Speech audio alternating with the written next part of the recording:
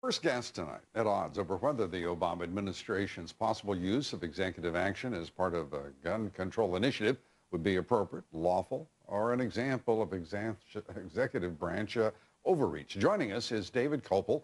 He's research director of the Independence Institute, adjunct professor of advanced constitutional law at Denver University Stern College of Law. Good to have you with us. And Richard Aborn, a criminal justice expert, the former president of the Brady campaign. Good to have you both with us. Always happy to be here. Let me ask, if I may begin with you, David, is this, you just heard me ask Carl Cameron about this very issue, is the idea of using executive order appropriate in the instance of banning a particular type of weapon? Well, it's certainly a possibility. To be technical, what the president would be most likely to do wouldn't be an outright ban, but would be to say that certain guns he deems to be destructive devices under federal law, and so therefore they'll be treated like the same way machine guns are. That to continue to possess one, you have to pay $200 to the federal government per gun, get fingerprinted, and also photographed, and also get a authorization form signed by your local police chief. You think it is then? I think there would be quite a court fight over it, but it is possible he could get away with it. Yeah. Presidents have gotten away with a lot of very aggressive interpretations of their powers, and often those are upheld by the courts, even when the law might be stronger on the other side.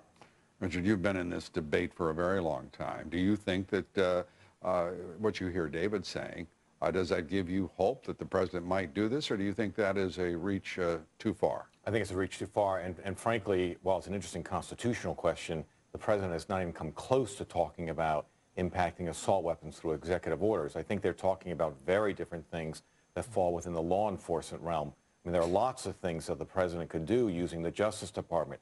We could establish a central office of prosecution for gun cases.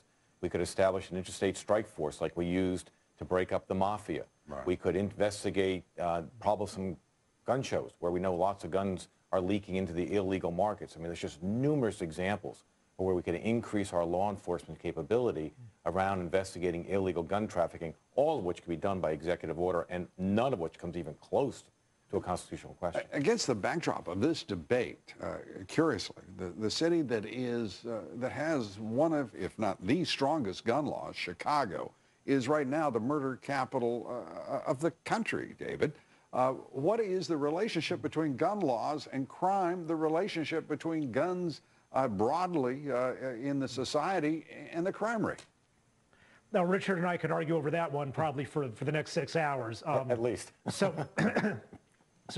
There are studies that go in both directions, but clearly what's going on in Chicago is by every standard a failure. It's more dangerous to live in Chicago than it is to be a soldier in Afghanistan for all practical purposes. They had 500 homicides last year.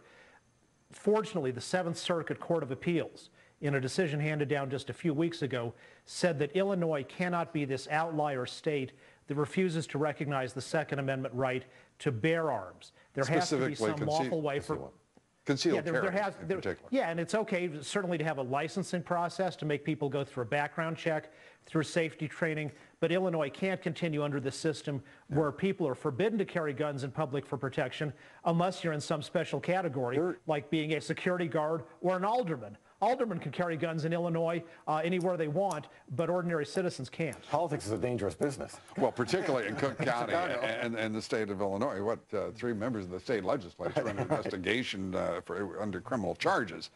Cook County and the state of Illinois, quite a different place when it comes to ethics in public service.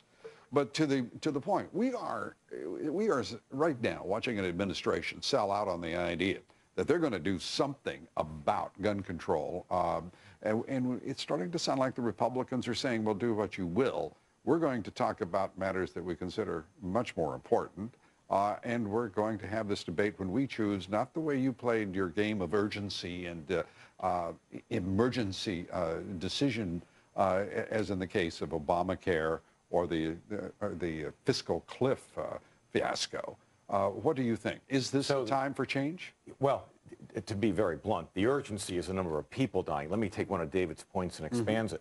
Do you realize that there are more Americans killed by guns in this country every single year then there are more American soldiers killed in all of the years of Afghanistan and Iraq combined. So we have a crisis on our hand, and every day that we let go by without some interventions, more people die. So yes, there is an urgency of the utmost importance, and I do think the Obama administration and the Congress needs to act. But interestingly, if you listen to this debate, you take out the partisan interests, you're beginning to see the emergence of a good, comprehensive discussion. And that's frankly what gun owners are starting to ask for. Gun owners who deplore the violence that's occurring with guns are beginning to say, can't we strike a balance between our right to get a gun and gun control? And the answer is yes, unequivocally we can. David, you get the last word here. I will tell you, one of the things that disturbs me, as Richard is suggesting here, there's room here for reason. Right. There's room here for absolute balancing of interest.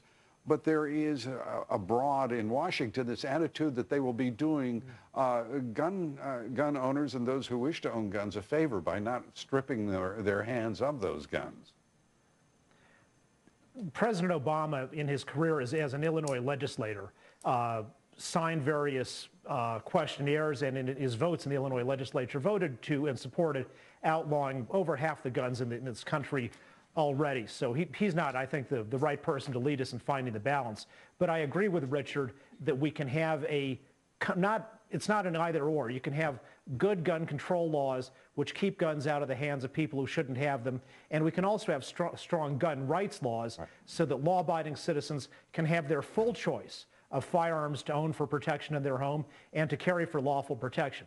Exactly. Banning guns doesn't get us in that direction, but I think there are people out there who can see how gun control and gun rights can be harmonious rather than opposites. Okay, and that perhaps would begin with an examination of why we are not preventing people who are mentally ill from owning guns. Precisely. We thank you both. As always, good to see you, Richard. Thank you, David. Thank you. I hope you both will be here to continue the conversation.